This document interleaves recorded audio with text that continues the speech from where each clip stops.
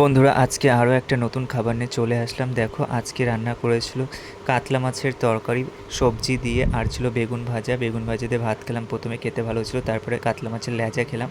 কাতলা মাছের লেজাটা খেতেও খুব ভালো ছিল। এদিকে আছে দেখো বেগুন ভাজা আর আছে ডিম ভাজা। প্রথমে বেগুন ভাজাটা খেলাম, তারপরে ডিম ভাজা খেতে শুরু করলাম।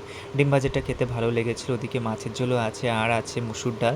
আজকে আবার মুসুর ডাল রান্না করেছে। দেখো মুসুর ডাল, মুসুর ডাল খেতে কিন্তু আমার খুবই ভালো লাগে। আর তার সাথে আছে একটা ঘ্যাঁট আছে, আর আছে উচ্ছে ভাজা চিংড়ি মাছ দিয়ে, আর বড়া আছে, আর আছে কাতলা মাছের ঝোল সোয়াবিন দিয়ে। দেখো খাচ্ছি সমস্ত খাবারগুলো।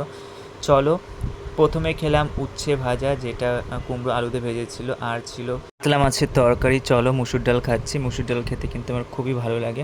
মুসুর ডাল খাওয়ার পর আমি খেলাম মাছ ভাজা, কাতলা মাছ।